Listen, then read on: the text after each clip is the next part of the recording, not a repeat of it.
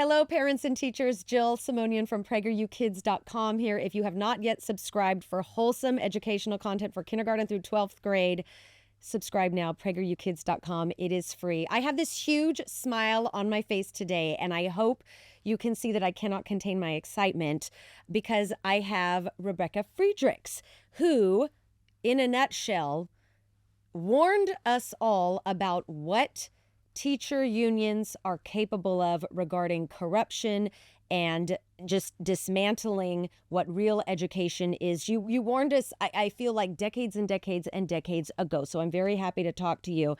I shouldn't be smiling because this is unfortunately going to be a very dark conversation. But in a nutshell, the case that you brought against the California Teachers Union that went all the way to the Supreme Court years ago was monumental, and I want to address that as well as what teachers can do to possibly un-unionize, what parents can do. But for anyone who maybe is just waking up, please give us a brief synopsis of who you are, what your story is, and what your background is. Well, sure.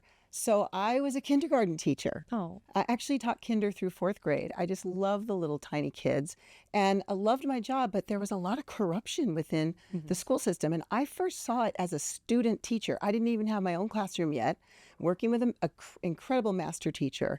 But every day I would witness as the teacher next door would abuse the children. They were 1st graders. How? She would grab them, yank them, and my scream gosh. right in their little faces. And it was right out on the playground where everybody could see it. Everybody knew she was abusing children. Yet it continued to happen. So I went to my master teacher and I said, I've learned I'm a mandated reporter of child abuse. I see child abuse. It's the teacher next door. And what do I do?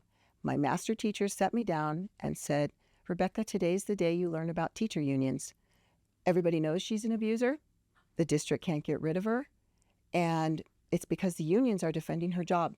And at that time, I thought it was because of tenure. Everybody thinks it's tenure. Right. Tenure is not the problem. Okay. It's collectively bargained grievance procedures that make it impossible to get rid of these abusive teachers. Well, I shouldn't say impossible. It will cost a district maybe $2 million to get rid of a wicked teacher like that.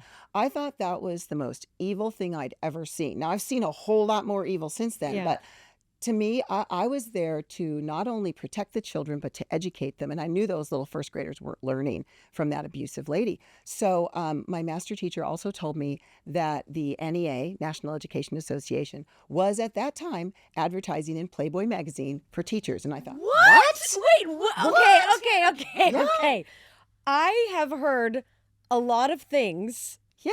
From you, from others, from school board members who are trying to hold the line. I have never heard this. Yes. Briefly Well, 'cause describe I was- so that people can't confuse. Yes, so- I don't want people accusing, Rebecca Friedrichs doesn't know what she's talking. How were they advertising in Playboy magazine? I'm happy to say that I never looked at it myself because I don't subscribe to Playboy magazine, but she had evidence of it and this was in 1987, that they were advertising in Playboy magazine. Now, at that time, I was totally shocked. Now I'm just thinking, of course they were. They are behind all the grooming of our children, the so-called teacher unions. I want to make it really clear.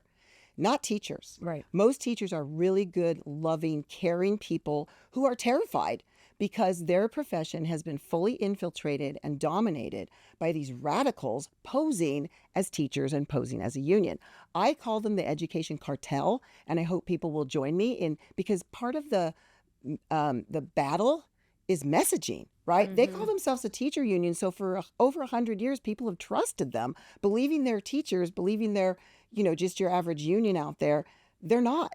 That National Education Association and American Federation of Teachers and all the state unions below them and many of the government unions in this country collecting, the teacher unions alone are collecting around $5 billion annually, tax-free. Wow. Okay, destroying our country with it. Those organizations are run by communists. They're horrible people trying to destroy America. The average teacher doesn't know that. They're just wondering, why does this sex ed keep showing up? What in the world? What now? Now our classroom's a war zone. Well, they don't know that their union wrote the policy, wrote the law that Obama passed to bring in the war zone. Districts that take the federal funding behind the, they call it, what do they call it? oh, I forget. I call it anti-discipline policies, but it's basically. But that's what they are. They are. You're not allowed to You're not allowed to discipline discipline. students. You're not allowed to suspend them. You're not allowed to say you're at fault. You shouldn't have done. Yeah. So the federal funding comes to the district if they go along with that. They quit disciplining children who threw a chair at a teacher, who threw a computer on the ground, who have. I know a teacher with a permanent brain injury caused by 2 children. And this is going on all over the country. This is not just California. That teacher's in Minnesota, actually. And regular teachers don't realize what is happening. And they keep funding these unions that are causing all of it. That are writing these policies. Exactly. And when the district takes the federal funding, if they go along with it and they don't discipline kids and the abuse and violence gets worse, they get more federal funding. If they discipline the kids to stop the violence, then the federal funding's pulled back. So this is intentional to destroy our classrooms. And I want to talk about something that you and I have referenced in past conversations, which I've brought to our audience in the past, the 45 declared goals of communism back from 1958. I want to get to that in a minute. So if you're listening and watching, don't go anywhere because we're going to get to that. But before we do, I just want to quickly tackle your book here you brought. Thank you, by the way. It is Standing Up to Goliath. And that's exactly what you did, because these teacher unions, what we have learned is that they are behemoths. They are so powerful, so big. And you brought legal action against the California Teachers Union before anybody was awakened to the underbelly of what was happening. Your case went to the Supreme Court. In a nutshell, what happened? So we sued not only CTA, but also National Education Association. It was a federal case heard at the U.S. Supreme Court. And our goal was to end forced unionism for every government employee in the United States of America. There are millions and millions of government employees. You work for the CDC. CDC's unionized. That's why it's corrupt. CDC, DMV, by the way, where they sign you up to vote. Well, the DMV's corrupt because it's run by unions. The VA. All departments of education at every level, national all the way down to county, they're all unionized. Teachers, cops, firefighters, you name the government employee, they're unionized. So millions and millions of people have been freed. So for over 40 years, they were all forced as a condition of employment to pay these unions. Forced. They weren't forced to be members, but they were forced to pay for this representation. Because every teacher I know who works at a public school, and I'm talking good quality teachers who want to educate children, their response is constantly, well, I have to join my union. They don't. So they don't because of your case. They don't. So in 1977, the Supreme Court said, yes, you have to. It was a terrible decision. Lots of bad decisions at the Supreme Court in the 70s. So we were seeking to overturn that decision. So on June 27th, my birthday, June 27th, 2018, every government employee in the United States of America was freed from being forced to fund a government union. None of them have to pay one nickel, one penny. And I have teachers still telling me, oh yeah, I know we've been freed, but my union says I have to pay for this. No, you don't. They're exploiting you. They're lying to you. Why would they do that? Because they are seeking to destroy the United States of America. Our founders told us something. They gave us some clues in their writing. They told us the only way to keep a free republic, and we are a republic, not a democracy. Right. We are a constitutional free republic. The only way to keep a free republic is with a well-educated, moral citizenry that can self-govern. Okay? How could I destroy a free republic? Destroy the schools so that the children don't know anything. I mean, even when I was going to school, I'm 59. When I was going to school, I did not learn Western civilization. I did not get really great instruction in history. Not once did they open a map. I had to teach myself those things later. They barely taught us government. So it's an intentional thing. You got to dumb them down. Why are they sexualizing our kids? To make them immoral. They're trying to divide the family, to make them immoral. Why? So we can't self-govern. So the only way we can self-govern is to get educated again and get moral again. God has to come first in this country. This country was blessed because it was built on Judeo-Christian virtue. Now it's built on all this crazy mess. Chaos. Total chaos. And chaos. I look at some of these leaders and I go, I think they're demon possessed. I mean, these are some people that are. I don't mean to laugh. I because it's not funny, but I understand why you and so many people are now thinking those types of things, because I am with you many times. I want to go quickly back to what you were saying, how teachers don't understand that they don't have to pay the union, and it's because they're not being informed. The unions intentionally are deceiving teachers and the Democrats, because the unions put all the Democrats in office. Was there a law that passed saying you don't have to inform what people? happened was, during our case was called Friedrichs versus California Teacher Association. During our case, the unions pushed the Friedrichs fix in every state house that they control. So if it's a blue state, by the way, it's most likely a blue state because the union has turned it into a blue state, not because we the people did it. But anyway, the unions went in with the Friedrichs fix, and they were able to pass 3 laws in the state of California. They passed them in other states too. I can't tell you exactly which states, but I can tell you California for sure. Law number 1, government employers are not permitted to tell their employees that they have now been freed from being forced to pay a union. So most people don't know because they haven't been told. Law number two, they were, every new employee is forced to spend 30 minutes on company time on taxpayer dime to learn all about the benefits of the union and to be harassed because they use mafia tactics and terrorize people. So nobody else gets that benefit. I can't go in and tell them the other side of the story. And the third thing is the unions get updated personal contact information, cell phone, address, all that stuff on every person in that bargaining unit, every person who works there, updated every 6 months, and nobody else can have that information. That tilts all the favor on the side of wicked people who call themselves a teacher union. They're an education cartel. And so most people don't know they've been freed. Wow. If they do know they've been freed, Jill, a lot of them are too terrified to leave. Teachers always, I need the liability insurance that the union gives me. And that is a scary thing, because I have many teachers in my life who I love, and there is a fear there. Well, what if something happens? I need protection. Yeah, well, the reason they're full of fear is because the way the unions pushed themselves onto teachers didn't want the unions when they first started. And they were, really pushing back on it. I have stories in my book about that. But so the way they convinced teachers that teachers needed the union was saying, you're going to get sued. And when you get sued, we're going to defend you. I have a couple things teachers need to know, because you have teachers in your audience. Yeah. Teachers think they need this liability insurance. So I want them to know something. Number 1, there is alternative liability insurance that teachers can buy for a fraction of the cost. So in my district where I live, teachers are paying $1,500 a year right now in union dues. That's a lot of money. It's a lot. The insurance that the union buys for teachers costs the union around $10 a person. Oh. Okay, so these teachers are hanging on to this for this $10 benefit. The union's liability insurance is an inferior product. They will only defend you if you're sued. So you molest a child and get sued, they'll defend you. But none of you are going to molest a child. Right. You're just there to teach. If there's a false accusation against you, if you all of a sudden have one of these, how they're investigating you and nobody can talk to you, they do that all the time now to harass teachers, the union won't defend you.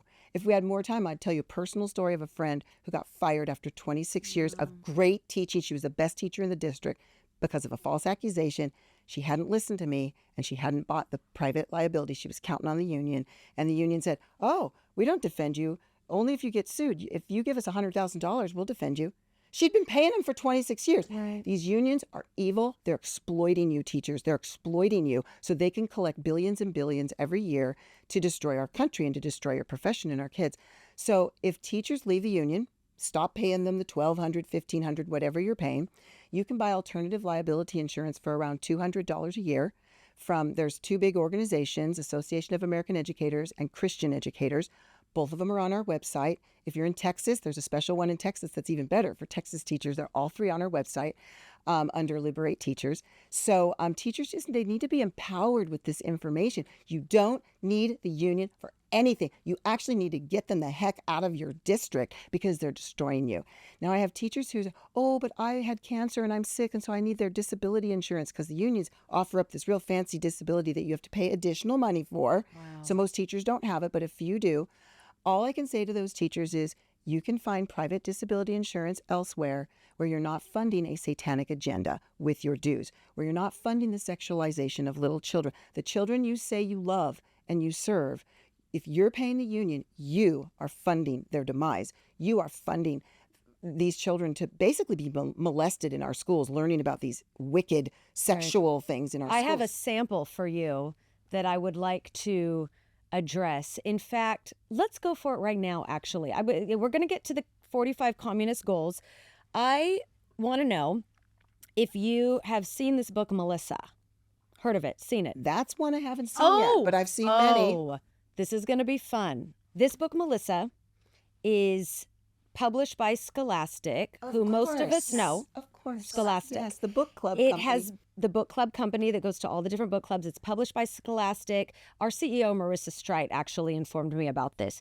And it was awarded by Scholastic as well as many other organizations. One of them, the American Library Association. It was recommended as a must-read book. This book, if you Google it online, it will say that it is for middle school kids, okay?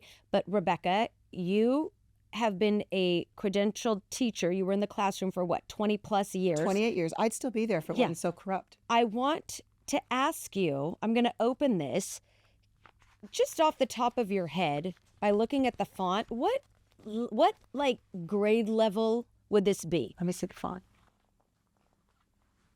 Well, I would put this at about 3rd or 4th grade. Right. I'm not a teacher. I'm just a mom. My kids read. And when I opened this up, I thought, this is a 4th grade book. Mm-hmm. My 13-year-old, I had this on the counter, and she knows what I do, and we talk about things. And she said, what kind of book is that? I said, what kind of book do you think it is? And she opened it up, and the first thing out of my 13-year-old's mouth, without me saying anything, was, this is written for babies. This is like for an 8-year-old. And I said, it is for like an 8 or 9-year-old. That's what I would guess. So on page 46 of this book, Rebecca, buckle up, because here we go. First of all, I will premise this by saying Melissa is the name of a character who is a little boy in this book. Who's pretending to be a girl. Who wants to transition to become Melissa. So page 46.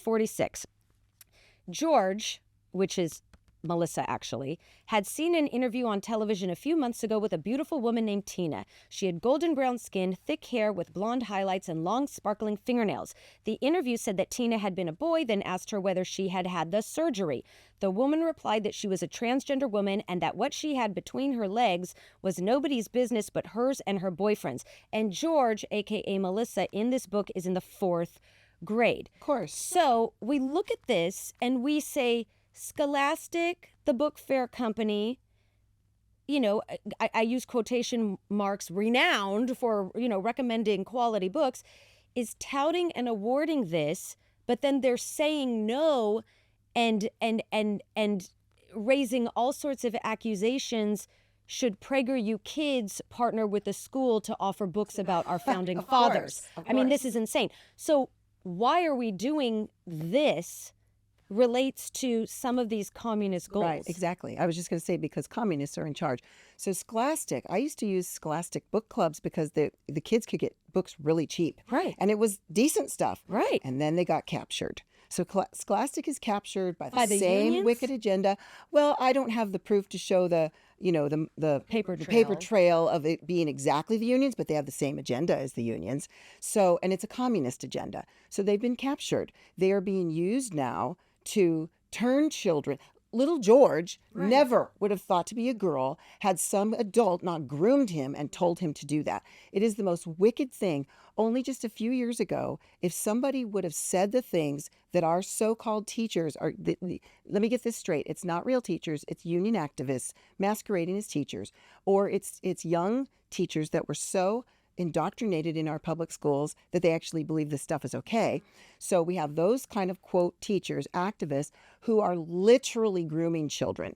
If this would have happened 10 years ago, they'd be arrested and thrown in prison. Right. So why is it suddenly okay? It's not suddenly okay. The communists are in charge. They have gotten to the place where they have infiltrated so strongly and they have so much power that now they're getting away with this kind of evil. And I want to tell you, in 2013 was the first time a mom sent me, I'll never forget her email. It was subject of the latest horror. And she sent me the curriculum written by Planned Parenthood. It was called Making Proud Choices. It's still out there. Only in those days, it was only 69 pages. And they purposely picked the number 69 because they're perverts. All they think about is sex. Like, Since when does everybody talk about sex around little kids? It's unbelievable. Yeah. Okay, you know, we're supposed to be moral and private. It's all about the immorality. Anyway, that mom sent me the curriculum because she wanted me to help her because it was in her 5th grade daughter's classroom. Wow. And she couldn't believe it. And that was the first time I read way worse than what you just read to me. 2013 was the first time. So this has all been pushed under this banner of inclusion, which has been bubbling for decades. Kindness, inclusion. I've gone on the record several times to call it radicalized kindness because I'm sorry, there is kindness and there is treating each other with dignity and respect. And then there is this other form of hijacked inclusivity, which just, you know, surpasses any kind of reason. Let's go to these communist goals. Number 17. Get control of the schools, use them as transmission belts for socialism and current communist propaganda. Okay, done. I want to skip now to number 40 and 41. And there are more on here. I'm just breaking it down. You all can look up these 45 goals, go through them, and connect the dots. I would just love the very end of 17 says get control of the teacher associations. That's key. You have these memorized. I told you I use them all the time. Get control. That's true. Number 17, get control of teachers' associations. As they have. Put the party line in textbooks, which they have. Number 40 and number 41. Number 40, discredit the family as an institution, encourage promiscuity and easy divorce. And then number 41, emphasize the need to raise children away from the negative influence of parents, attribute prejudices, mental blocks, and it says retarding of children. I'm going to guess, delaying children's development to suppressive influence of parents. And when I read this number 41, I got chills and I went cold because it was right around the time when California's AB 1955 passed. Yeah. Oh my goodness, I'm getting a little emotional. Didn't mean for that to happen. But when you are prohibiting teachers from partnering with parents and vice versa, nothing else makes sense but this communist goal number 41. Exactly. The Education Cartel, so-called teacher unions, put every single person into office who passed that wicked bill, AB 1955. You name the wicked bill that's coming out of the California State Legislature, and I can show you that the teacher unions put those people into office. These people that are passing these bills, I don't know if they're also communists or if they're useful idiots that the communists are using and manipulating, but they're part of this wicked agenda. And so you talked about like inclusivity and kindness and all of this. So communists are experts at propaganda. And it's really important that Americans awaken to propaganda, what that is and how to understand it. Basically, propaganda is twisting words that we've all used our whole life. Inclusivity means something to Americans, to most people. It means we're going to include you. I'm playing a dodgeball game. Come on, Jill, be on my team. And we don't have to agree on every single thing. We don't. And we don't have to see life the same way, but I can include you. Exactly. Yeah. But inclusivity to a communist, because they're trying to destroy the family, they're trying to destroy identity, they're trying to destroy God. God's the one they hate. So anything God says, I created them male and female, they're going to twist it to, it's all these different genders. Okay, so we have to understand that kind of propaganda has been used for over 100 years in this country and even longer in other countries to twist people's brains. So now you have people who, you're a bigot just because you have a different thought. No, I'm not a bigot. I'm a free citizen. By the way, in America, we the people are the king. I'm the king. You're the king. Right. And we elect representatives who are supposed to follow our Constitution and represent me and you. And they're out of control. They're not representing us. So they're the ones that are the problem, right? So I'm not a bigot for having an opinion. No, I'm a free citizen, right? God gave me that freedom. So it's really important for people to understand where all this is coming from. Don't fall for it. Don't say, oh, community schools, doesn't that sound nice? It's for my community. No, it's not. It's a communist ploy to destroy your community, to provide you and your family with breakfast, lunch, dinner, medical, optical. Oh, and we'll tell you how to vote and blah, blah, blah. It's a way, what the communists are doing is they're using not only our schools, but our libraries, all of our agencies and institutions, all of them that are government run, they're using all of them to replace God and family with government. And saying this to some people, although I don't think anyone in this audience is going to refute dramatically what you're saying. But saying this to some people could elicit and has elicited the responses of, oh, take your tinfoil hat off. You're a little crazy. Aren't you getting a little dramatic? Your response? My response is anyone who would say that is uneducated. And I don't mean to put them down, but if you've been in a public school your whole life and you've never gone beyond that to learn, you don't know much, because the public school is intentionally dumbing you down, intentionally withholding truth from you. Let me just tell one story. In early 1930, just let's say 1930, 1931, America had zero problem with reading. Americans read just fine. About 95% of Americans reading fluent, comprehending. I don't care if you were a farmer, you could write a beautiful sonnet in cursive, by the way. Right. And you were a great reader. And our schools weren't public schools. Okay, our schools were very simple, one-room schoolhouses, a lot of homeschooling. What happened in the mid-1930s is the so-called teacher unions, the Education Cartel, in cahoots with the I can't remember if it's a psychiatric, it was some psychiatrist. I can't remember the organization. And people like John Dewey, not Dewey Decimal System, but John Dewey, who was a socialist/communist. These people decided we're going to remove phonics instruction from the American classroom.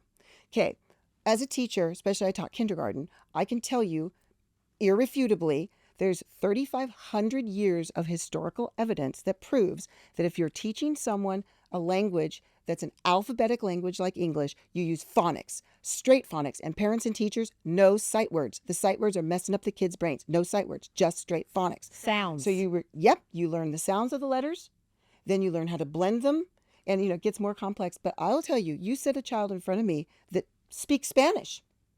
I will teach that child English and how to read in less than a year. And by the end of the year, that child will be able to read the Wall Street Journal. Now, the child might not comprehend every word, of course, but the child can sound them out and read it. So this is phonics. Did you know now in America, I can't remember the latest number. I've read several stats. I've read 40 million, 45 million, 60 million, whatever it is. It's a huge number. That's the number of people in America that are functional illiterates right now. I've read many different data points that say less than half of America's children are proficient. That's right. readers. 2/3 are not proficient in multiple subject areas. So it's and we have that stat on our website.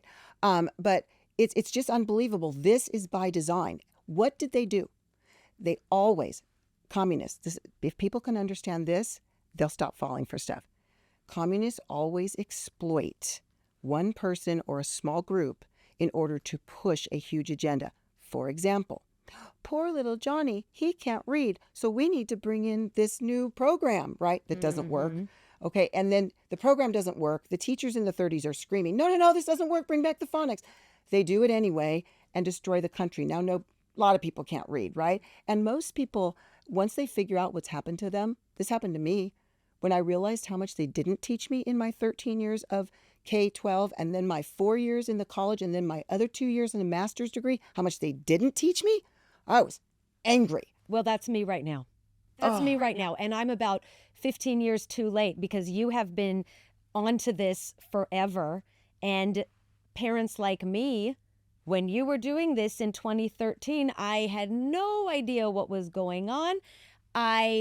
If I had heard of you, I likely would have thought, oh, that's a little tinfoil She's hattie. But now in 2024, I can't tell you how grateful I am, genuinely, to be sitting here with you to talk about how much I have learned from folks like you and from this system that was so lacking in actually teaching me things that I should have known. By design. Yeah. It wanted to dumb you down. Well, you know what?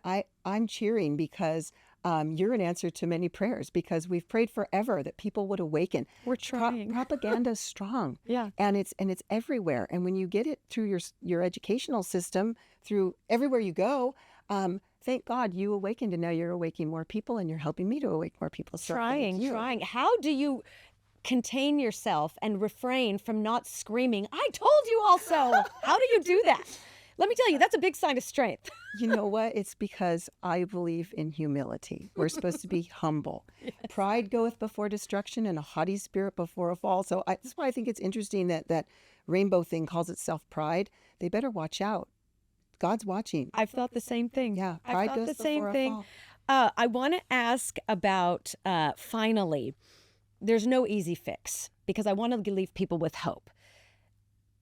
And because there is no easy fix, what, if anything, might parents and teachers be able to do? Because a lot of people don't have the strength that you had as a solo pilot long ago and might think this machine is too big, this Goliath is too big. How can little old me overcome this? What can they do? Do you have any tips? I know you outline a lot of it in your book, and your website for kidsandcountry.org has a lot of things, but what can they do? So the first thing I would say is don't believe the lie that one little person can't make a huge difference. David chose five smooth stones and took out Goliath. All the other men, the warriors, were terrified. For days, they were terrified. Terrified did nothing. Terrified does nothing for us. God wants us to be courageous. So if you believe that God is who he says he is, why would you be afraid? He parted the Red Sea. Good grief, he can take out the evil teacher union, the cartel. We just have to let him work through us. See, God isn't just going to come rescue us. If you go through scripture, he always works through a human vessel, always. So that's what gave me the courage to step forth. I had been praying about the unions and, God, can't you help us? And he's like, how about you? That's how he is, right? So as long as if we believe what we say we believe, we'll find the courage. It's scary, of course. That's why it requires courage. But you always have God with you. So that's the first thing I would say. Second thing I would say is you made mention that it's really hard to fix. It's not an easy fix. I would argue that it is an easy fix. The hardest part is getting the message out. Like people like us are shadow banned, right? My husband and I run this small little nonprofit. We don't have money. We're just this little organization up against unions that collect billions and billions and billions annually. Well, if we focused on earthly things, we would have given up by now. But we just keep going because, we know we have God behind us. We know he's on our side. So what I would say to parents and teachers is first, let's say parents. Well, teachers can listen to this too. So we started something called Adopt a Teacher. So it's part of our Liberate Teachers program. What's Adopt a Teacher? It takes 3 minutes to learn how to do it. We have a little card on our website they can read. It basically is this. You know a teacher? Put your arm around the teacher. Educate them on what you've learned from me, what you can learn in my book. All the details are in the book. So, that's why I wrote it, because people would say, I can't remember what you said. There it is. Right. It's all there. So educate them, empathize with them. Look, I'm really sorry. You're actually funding your own demise and the demise of our country. But guess what? Somebody went to bat for you and took it on the chin, and you don't have to pay these wicked people anymore. So if we imagine, okay, you have how many, at least over 1 million in your audience, right? Right. Imagine if everyone in your audience adopted just one teacher. That's over 1 million teachers we would reach right there. And challenge them to stop paying their union dues. After you educate them. You might have to bribe them a little, like, hey, I got this book for you. Read the first 3 chapters. I know you don't really want to read it, but read the first 3 chapters, and then I'm going to take you to tea or whatever. Have you over for a sandwich. Because if they'll just read the first 3 chapters, they'll go, oh my gosh, I've seen that. Oh my goodness. And they'll start to awaken. Teachers have been taught that their union is their savior and that everybody else is against them and the union is going to save them. It's exactly the opposite. The union is the wicked, evil, what character in whatever movie you can think of, and everybody else is trying to save you and the kids. So educate them. Then when you adopt them, you're teaching them how to get out of the union. They'll come to our website, and we teach you everything on the Adopt a Teacher flyer. They come to our website for kidsandcountry.org, click on Liberate Teachers, and under that, they'll get to Union Exit. Union Exit, in 3 steps, these teachers can get totally empowered and out of the union. So hope teachers are listening. Step 1 is our teacher toolkit, where we answer all their frequently asked questions, like, what about my liability insurance? Right. We answer it in detail. Step 2, we lead them to a map of the United States. They click on their state, they click on their union, opt out. So they get help with the opt out. Step 3 is that liability insurance they really want. We direct them to those other 3 organizations that sell it really cheap, We don't sell anything. We do all of this is free of charge. We don't ever charge. Well, if they buy my book, they have to pay for it on Amazon or whatever, but I don't charge them a penny for anything. So there's no excuses. So once teachers opt out of the union, they're no longer funding this evil agenda. They can sleep better at night. Yes, the unions will bully you, of course. Mean people always bully. So, but stand they'll firm. survive it. Totally. I survived it, and I was the only one in my whole district. And then when we brought our lawsuit, it was just 10 California teachers, all from different districts. We'd never met each other before. We all survived. The number one question people asked me during our lawsuit, are you afraid for your life? Yes, I was. Number 2, are you afraid for your job? Yes, I was. I never got fired. I had tenure, but I never got fired. And, people harassed me. The union didn't want to talk to me. They were mad at me all the time. Who cares? Why would I want to impress that kind of person? I want to tell you something. Before we brought the lawsuit, I used to complain to my husband that I was having a hard time finding friends that were aligned with me in their virtue, in their belief, and truly living it. And I was so sad. We brought the lawsuit. I have great friends all over the country now. So you stand up to this wicked agenda, you'll suddenly meet great people and you'll feel good and you're doing what's right and you're not harming the children. So, I just have to say one other thing to the teachers. I want to look right at them when I talk to the teachers. So teachers, now that you might not have known all this before, you might not have realized that your union is literally pushing a satanic agenda. You don't believe in Satan? They're pushing a communist agenda. They're trying to destroy families. That's why they were behind. The unions were behind the first bill allowing boys to dominate girls' sports and locker rooms. They were behind this bill that allows people to murder babies outside the womb. These are in California. This is the union. They were behind this 1925 or 1955. We talked about destroying parental rights. Your union's behind that. So you shouldn't be behind that union. So one of the things I just lovingly, this is not judgmental toward you, it's loving. Teachers can save this country. We can save the children if we'll stop funding this evil. If you keep funding the evil because you're afraid of them or you want their insurance, you are complicit in that evil because now you know.